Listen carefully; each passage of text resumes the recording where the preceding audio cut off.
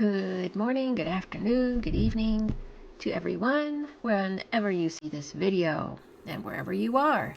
Thanks for joining me, Dorothea, on Through an Orthodox Christian Lens. I'm going to be talking about an important homily I read today, and I just want to share it with you because I found it very important, and really it's a distinction of what Christianity means from the Orthodox perspective. So this homily was done by Metropolitan Luke Kovalenko of Zaporozhye and Melitopol. So he's part of the Ukrainian Orthodox Church, the canonical one. Okay, so it's called "One Another is the Path to Salvation. Every man for himself is the road to hell." And he says, Christ is in our midst, my dear readers. Today, September 22nd, we celebrate the commemoration of the synexis of the Glintz elders, who were living icons of the law of Christ.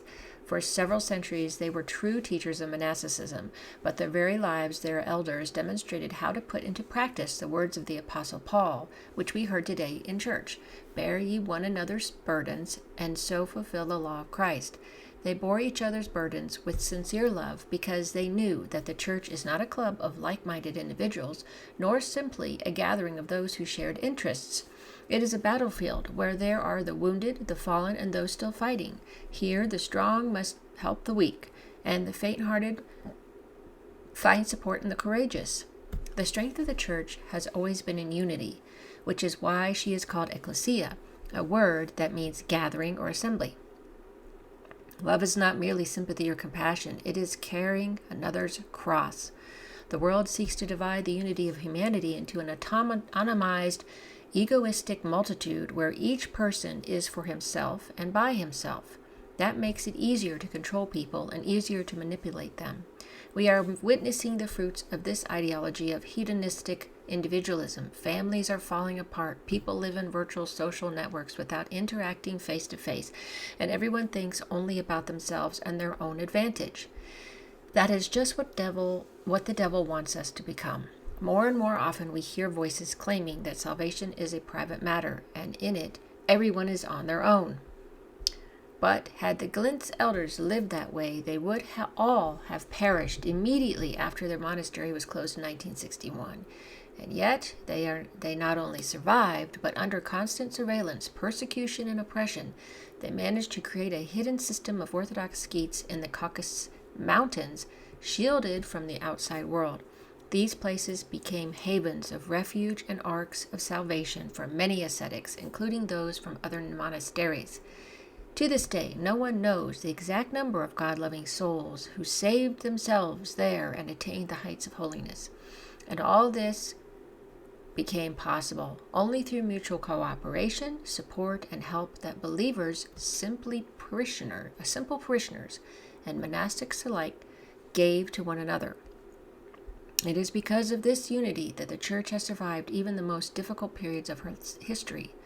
And we too are entering such a time when unity among ourselves becomes a necessary form of survival.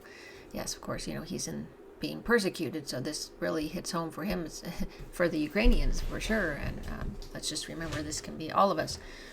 We all are one family, and among the clergy, there must be no such thing as someone else's parishioner. Just as for the laity, there must be no such thing as someone else's priest. The path of each man for himself or by himself is the road to destruction. It is much easier for the roaring lion who walks about seeking whom he may devour to destroy us one by one than to confront a united flock. Very true. Only by bearing one another's burdens can we become like Christ, who bore the burdens of the whole world and thereby enter into that joy which God has prepared for those who love him. I absolutely loved this homily. I found it so wonderful. And it really shows the difference on how this country is, because, this country was founded on certain principles, and one of them is rugged individualism. the importance of the freedom of each individual, and how it's all about the individual and not really the community. It's individuals seems to be the center point that I found in American culture. And so that is not really rugged individualism, as he's explaining here, is not really a Christian belief or tenet. Christianity is a community, and as he says, when we bear one another's burdens and we work to be a family. And so I felt this was a good thing to share, considering how things have been going,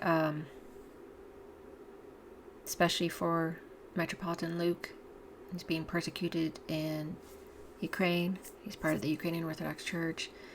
And the reminder that we are a community of believers, brothers and sisters. We're not just, we're not individuals. We are not saved alone. We are saved together. Heard that from several saints. In fact, I can't remember what saint said this, but he said he did not want to be in paradise or in heaven if even one person was not in heaven with him.